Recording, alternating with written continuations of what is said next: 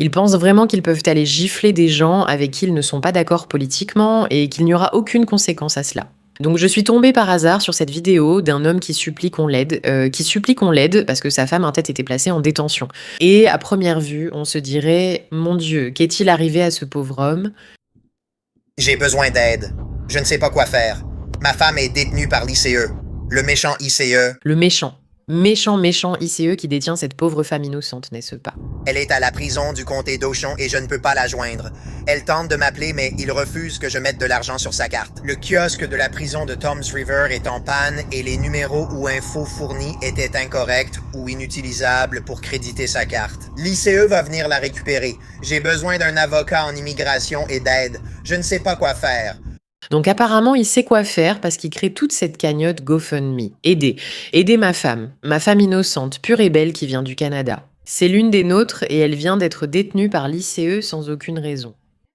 Sauf qu'il y a une raison. Il y a une raison très sérieuse. Une raison très sérieuse. T'as de l'argent? Je suis complètement fauché. Mais je dois trouver une solution.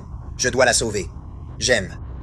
J'ai besoin d'aide. J'ai besoin que tu m'aides à trouver une solution. Je ne sais pas. Ça vient juste d'arriver. J'ai besoin d'aide.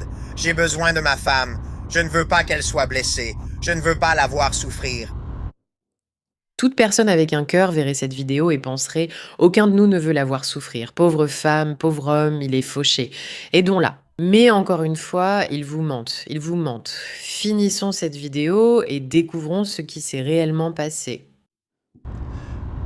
Je ne sais pas quoi faire. Je ne sais pas quoi faire. Hier, le 13 juillet, ma femme a été détenue par l'ICE et emmenée à Delaney Hall à Newark, dans le New Jersey. D'accord, nous verrons plus tard la compilation de toutes ces vidéos sur cette chose terrible. Passons maintenant à l'analyse de l'histoire. Voici la femme. Elle s'appelle Kathleen Tracy, criminelle, immigrée illégale venue du Canada, accusée de voies de faits simples, négligence envers un enfant, complicité de crime et communication harcelante. Elle aurait frappé une adolescente portant des objets à l'effigie de Trump sur une promenade en bord de mer le week-end du 4 juillet. Arrêtée par la police de la plage, elle a été remise de manière encadrée à la garde de l'ICE où elle attendra sa procédure d'immigration.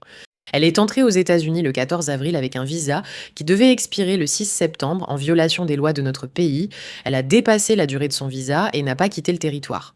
Très simplement, cette femme est venue en Amérique sans suivre les bonnes procédures légales et a décidé qu'elle déteste tellement Trump qu'elle se croit autorisée à gifler de jeunes filles. Et bien sûr, toutes les images ont été capturées par la caméra lorsque ces actes ont eu des conséquences et elle a été arrêtée par la police pour avoir fait quelque chose d'aussi incroyablement illégal. Son mari se lance alors dans un énorme discours « Mon Dieu, Ice est le pire !» Au lieu de vraiment expliquer ce qu'elle a fait de mal.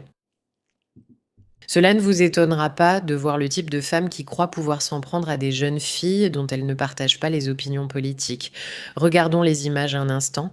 Je suis désolée, je suis membre.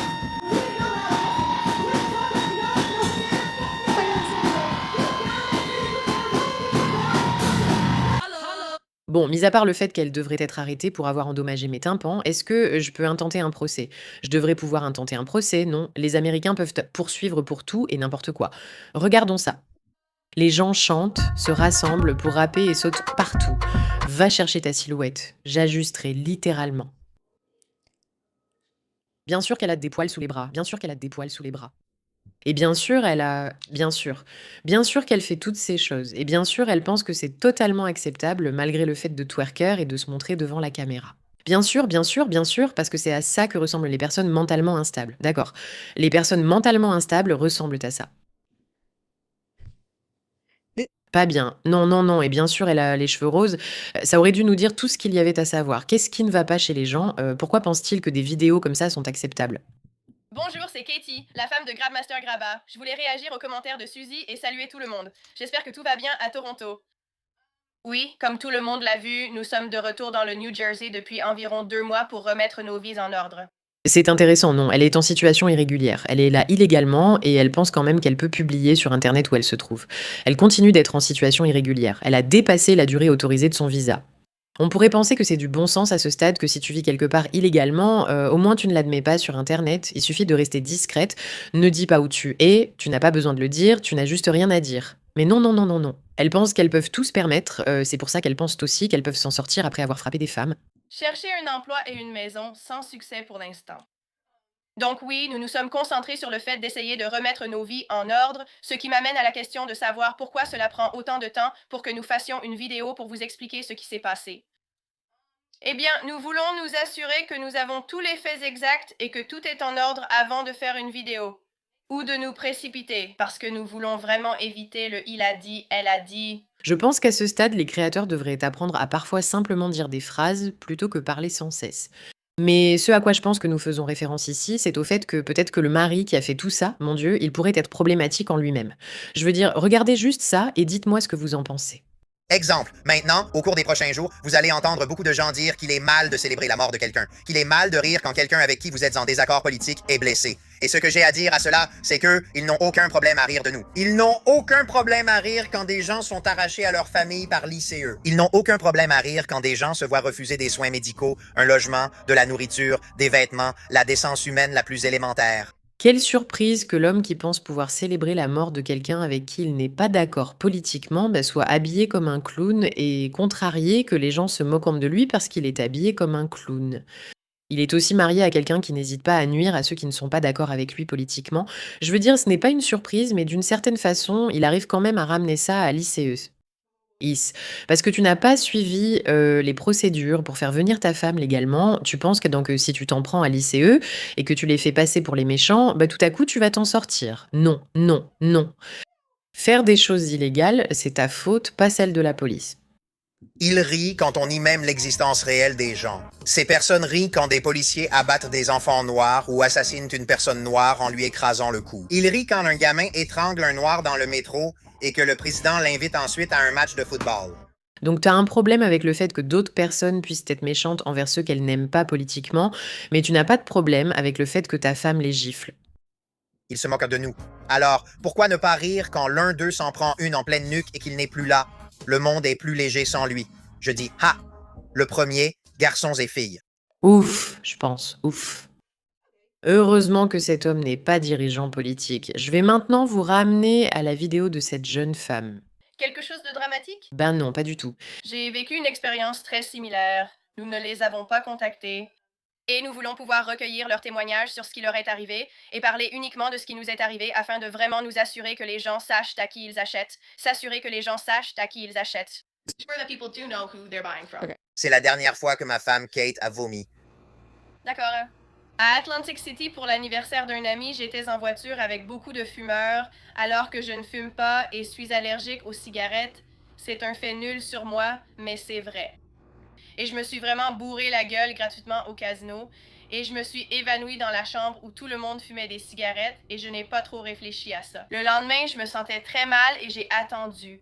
On s'est baladé en voiture, toujours malade, sans vomir. Ensuite, on a mangé mexicain. Littéralement, personne n'en a rien à faire. Non, personne ne s'en soucie. Je suis surprise qu'il n'insiste pas pour la faire sortir de l'ICE sous prétexte qu'elle est allergique aux cigarettes et que cela met sa vie en danger. Non.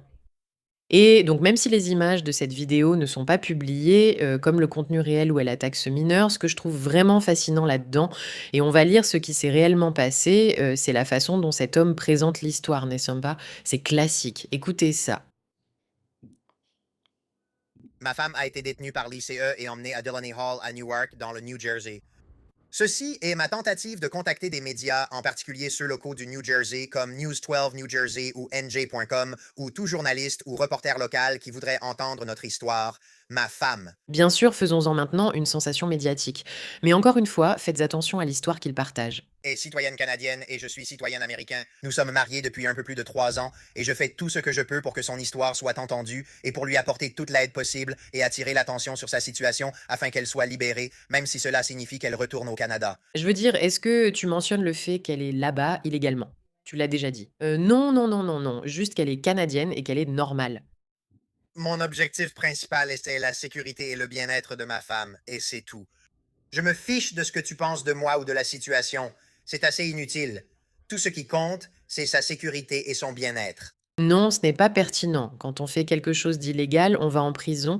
Je ne me réjouis pas de la voir souffrir en cellule. Ce n'est agréable pour personne. Je ne pense pas que ce soit bien. Je ne pense pas non plus que tu devrais pouvoir t'en sortir en faisant des choses qui sont littéralement illégales, puis venir en parler en ligne et espérer attirer beaucoup d'attention alors que tu n'admets même pas ce qui s'est réellement passé. Et si quelqu'un souhaite me parler, n'hésitez pas à me contacter ici. J'ai aussi un compte Instagram. Le pseudo, c'est Grabmaster Hash. J'ai aussi des liens dans ma bio pour différentes façons de me contacter. J'apprécie tout le soutien et les mots gentils que les gens m'ont adressés. Je sais que ma femme appréciera aussi cela. À ceux qui répandent rumeurs et désinformations, j'espère que vous trouverez la paix, mais vous êtes ignobles. D'accord, tu vois? Si certains essaient vraiment d'aider et d'écouter ton histoire, pourquoi dire que ceux qui ne le font pas sont ignobles? Ce n'est pas socialement acceptable, non. Voyons ce qui s'est passé. Mercredi, Jérônie a été accusée. Une seconde. Papalapapapap. Que s'est-il passé? Caitlin Tracy, 33 ans, aurait affronté 4 adolescents, dont une fillette de 6 ans en survêtement MAGA aux couleurs patriotiques portant le mot IS sur la promenade de Point Pleasant durant le week-end du 4 juillet. Tracy est restée aux États-Unis après l'expiration de son visa et était en situation irrégulière au moment de son arrestation. Elle n'a pas été arrêtée après s'être disputée avec une adolescente et l'avoir, selon les allégations, giflée au visage et sur le corps le 3 juillet. Tracy a filmé l'altercation, également enregistrée par vidéosurveillance. Selon la police qui a obtenu un mandat d'arrêt contre elle, c'est ce qu'a rapporté le média. La voisine peu sympathique du Nord, installée à Ocean Grove avec son mari Matt Gironi depuis 3 ans, a été arrêtée lundi et accusée de mise en danger d'enfants, agression simple, harcèlement et obstruction selon le tribunal.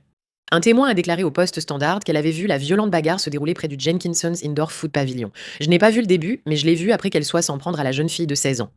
Il y avait des cris dans tous les sens, a raconté le témoin qui a demandé à rester anonyme. C'était rapide. On disait toutes qu'elle devait être ivre pour attaquer une fille de 16 ans.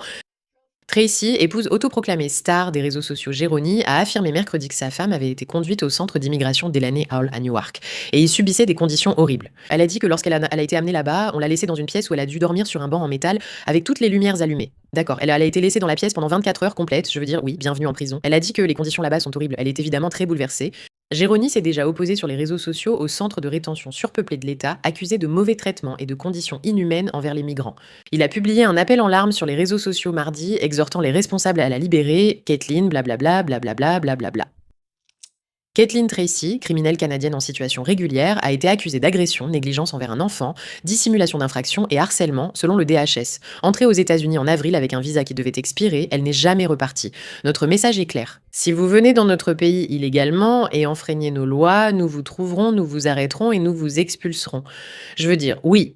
Au fait, il a tout un historique de publications visant Trump, y compris une particulièrement cruelle dans laquelle il souhaite la mort du président et de sa famille, intitulée Même les petits-enfants.